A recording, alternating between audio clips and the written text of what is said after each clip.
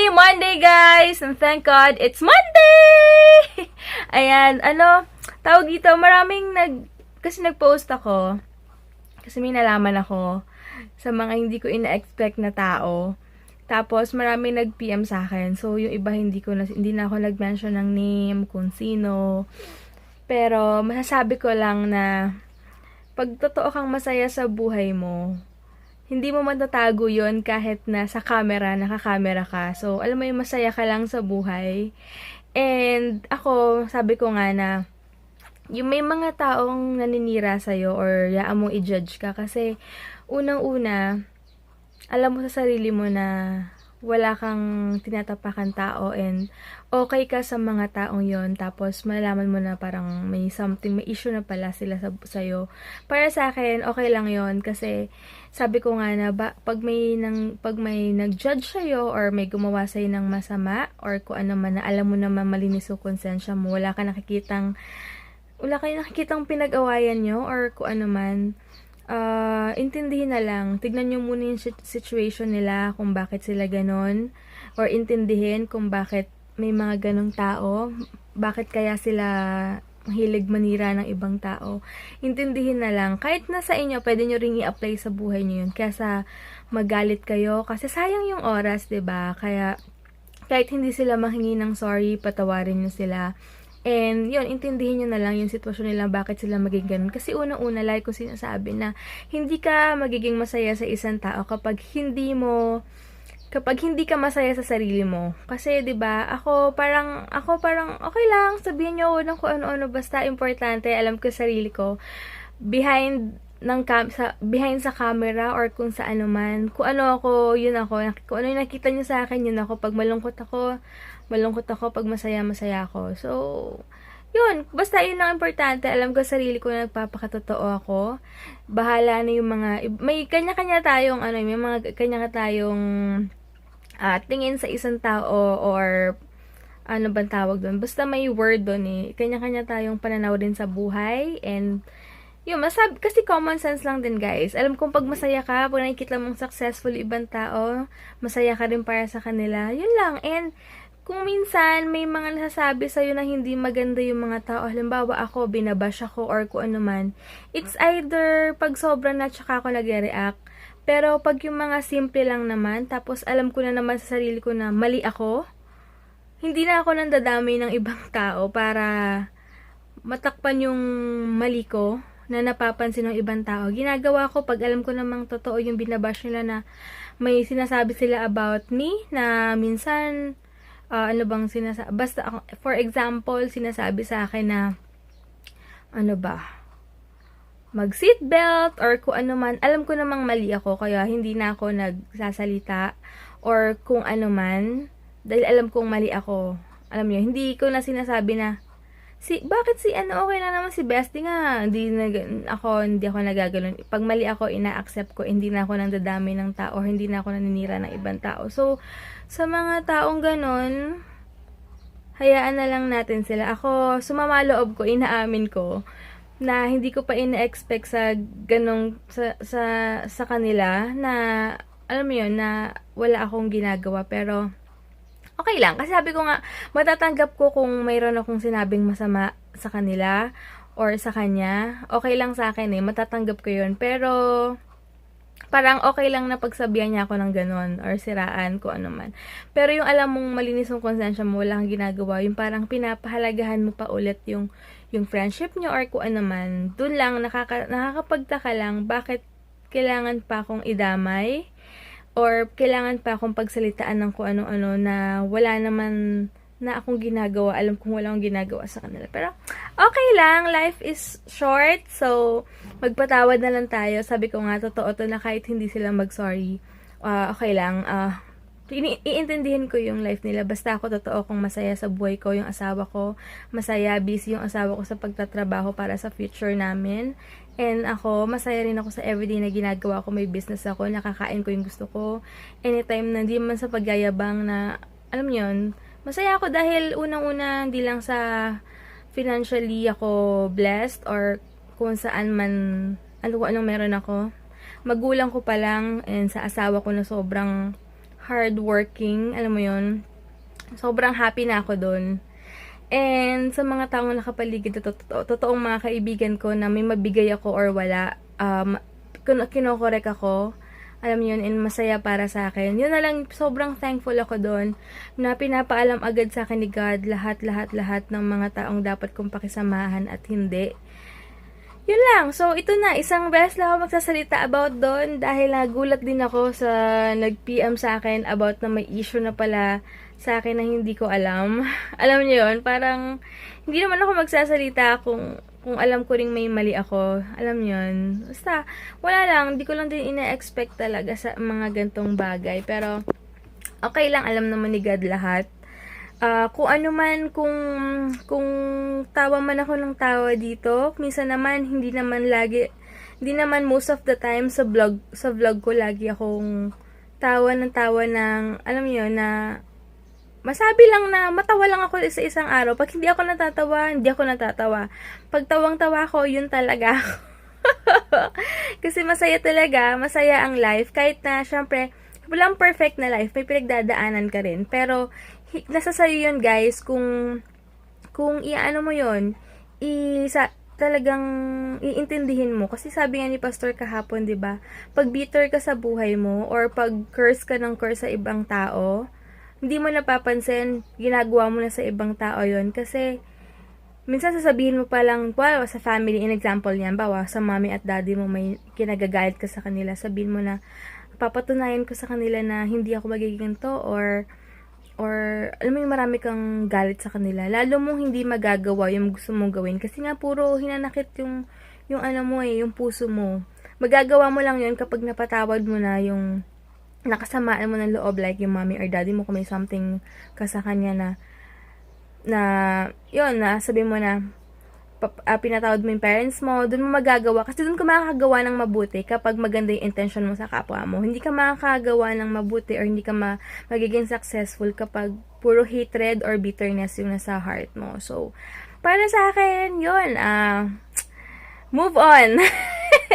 Move on na lang and intindihin yung mga bagay-bagay kaysa naman masayang yung isang araw. Maraming blessings si God sa isang araw. I-appreciate natin. Maging makontento tayo sa buhay and mag-work hard para naman kahit pa paano ma-enjoy natin yung buhay natin. Basta ako, totoong masaya ako. Kami ng asawa ko, ng pamilya ko, kahit anumang buhay meron kami.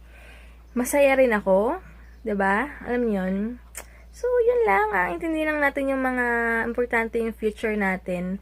And hindi lang yung ibang tao na, alam yun, parang hindi naman involve. Huwag na lang sanang i-involve kung wala namang ginagawa sa'yo. Yun lang.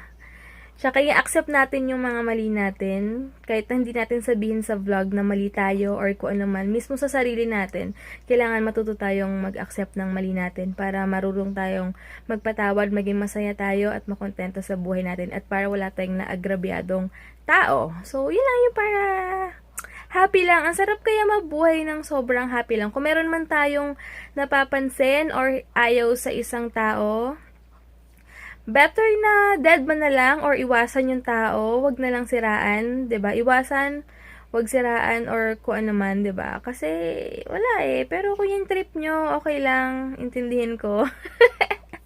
May ganyan talaga. Part talaga ng life yan. Pero, importante nga, sabi ko sa inyo guys, hayaan nyo na yung mga ibang taong gumawa ng hindi maganda sa inyo. Kesa kayo yung gagawa ng mali sa kapwa nyo. So, yun lang. TMI na ako. Pasensya na. Sobrang na-shock lang ako. Pero, after nito, okay na. And yun, move on na. Bye guys! Mamaya na lang ulit. Manonood daw muna ako ng basketball. Babalitaan ko daw si Heinz kasi nga may kapustahan siya. Guys, nakapag-ayos na ako and nakakain na rin pala ako. Nagpa-deliver na lang ako kanina. Kain din ngayon. Gutom na naman ako. Kakainin ko na lang yung banana na binili sa akin ni Heinz. Yung pinasugbo. Kasi kahapon nung naghanap siya sa market. Ayun, meron na. So, sobrang happy ako. At nakabili siya at may stock na ako sa bahay ng pinasugbo. Ayan, and di ko alam kung mag-OT siya or hindi. Kasi, kailangan yata kasi meron silang something, may event doon. So, hindi ko sure kung mag-OT or hindi. Pero sabi ko kung hindi naman kailangan sana, kung pwede naman sana, wag na lang kasi para may kasama na ako. Kasi sakit pa rin talaga ng puson ko. Alam niyo yun. Parang hindi ka masyado makakilos. Kaya, yun, sabi niya magde-date daw kami mamaya. Di ko alam kung sa Evia, yayain ko siya sa Evia or sa Alabang lang kami. Bahala na. Kasi, wala lang, para maiba lang. Para maiba lang. So, yun lang. Ayun, mamaya na lang, guys. Dahil nainitan ako. Yan, di na daw mag-overtime si Hein. So, magkikita na kami sa ATC. Pauwi na siya.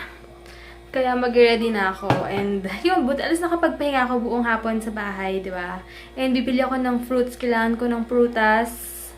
Tsaka, so, basta, kailangan ko ng fruits. Yan guys, dito na ako sa Alabang. Sa ATC na lang ako magpa-park para hindi na masyadong mahaba yung lakarin ko. So, ayan. Doon. Ayan, kaka-park ko lang. Grabe, wiwin na naman ako. Kakainis. Wala pa naman ako masyadong ininom. Alam mo yung ganong feeling na hindi mo na kayang tiisin yung wiwi. Anyway, labas na ako and palapit na rin si Heinz. Hindi ko alam kung mag-i-Evia pa kami or dito na lang kami magtatambay. Bahala na. Ay, naman-go! Yung viewer from Gift Factory. Oo! Ikaw na yung nag-comment. Kaka-comment na lang. Yeah, thank you. Shoutout sa atin niya. Hey guys, ay nakakatuwa naman yung nag-approach sa akin kanina. Matagal na daw, years na daw siya. So, siguro 2 years na siya nanonood ng vlog. So, thank you so much! And, dito kami ngayon sa Taco Bell. And mamaya, parang tinatamad science mag-Evia or ewan ko. Depende. Bakit dito na lang kami. Order ako ng, ng tacos. Hi, kamusta? Hey, what's up? Dito tayo ngayon. Hindi, mas ano lang pala. So, just got home and home is with you. Una lang, hindi siya nag-OT ngayon. Tapos may kasama ako. So, kaya mo na kami. Busog. Thank you so much. Can't wait para mag-workout bukas at sunod yung mga kanain ko. Ako rin sobrang busog. Grabe. Ngayon, sabi ko sa kanya, gusto ko ng fruits. And pala, congrats sa Cavaliers. Talo ko kanina sa pustahan. But it was a nice game. Grabe. Hindi lang ako makapaniwala talaga na coming from a 3-1 deficit talagang all the way na nag-force sila. Pinagdasal nila Pastor Ryan kasi yan. Hindi, malakas nga daw kasi yung Cavs eh. Kay Lord kasi nga the book of James. LeBron James. Pero yun nga, kidding aside, talagang nice game. Naglamang pa yung ng GSW eh. Ang masama nito, coming from a 3-1 deficit tapos nag-force sila straight wins, wala pa nakagawa, ang hirap gawin nun. At the same time, dun pa sila nag-champion sa hindi nila home court. Oo, galing na. Parang mawawa naman sila Curry. Ako kasi, nakapagpustahan pa, pero okay lang. Yan, sabi ko sa'yo din ako sa kalaban. Akala ko maganda yung mag-Starbucks sa Ay no, pero okay lang. Mamaya natambay kami sa Starbucks kasi gusto ko ng chocolate chip cream. Ano? hirap ng gamble. Hindi, kasi daw, pag blessed ka na sa love life, huwag ka na umasa sa mga gamble na yan. Parang Kasi ibang nakakagam ng panalo sa gamble, lagi ang panalo. kasi nga, okay yung love life mo. Blessed na blessed ka sa love life. Pero di ba? Ano gusto mo? Blessed ka sa gano'n o sa love life? Both pwede. Money. The motivation. Yeah! Money's the motivation. Eh, hip-hop yun, diba? 1, 2. Yun ang pipiliin niya. Pareho. Pwede both. Kaya kumayad ng mabuti. Sige guys, ito na kami. Saan ba tayo? Lakad-lakad muna kami dito. Proud na yun tayo. Lakad-lakad na kami and yeah. Punta mo lang kami sa kotse kasi bababa lang ni Heinz yung bag niya. Yeah. Oo, yun. Kaya tamad na kami dito lang kami tatambay. Ito yung bag na to. Look at this. Punta na kami. Ang laki ng tiyan ko. Natamad siya pumuntang Evia, so dito na lang kami siguro. Tsaka lakad-lakad naman. Doon ba gusto? Okay lang dito na lang. Para okay lang dito na lang. Wala na ring hassle. Maganda kasi mag-Evia kapag complete na sana. Oo nga. Sige.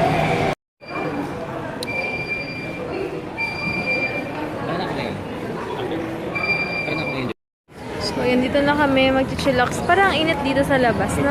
Tayo sa loob. Yan, ito yung order namin. Yan, gusto niya talaga yan. Yan, i-register ko na to kasi you'll get free cake daw pag birthday and then one beverage ba? Or something. Basta. So, register ko for security purposes na rin. Gusto ko to para later. Food trip kami ni Heinz. Guys, ayan, order ko na. Ano yan? Firefloss. Firefloss. Where is it? Sarap. Spicy ba yan? Yes. Gusto mo ba yung super spicy? Hindi, okay na sa akin yan. Hey, you're wearing my denim jacket. Damot. Better buy your own. I'll buy my own next year. Good.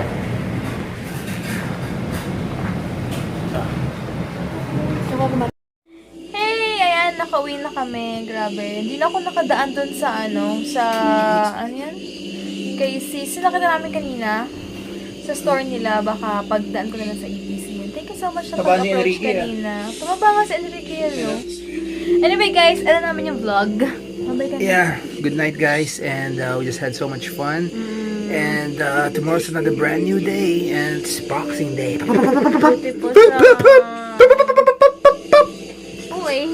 Good night, guys, and God bless. Thank you so much for everything, guys. And babush!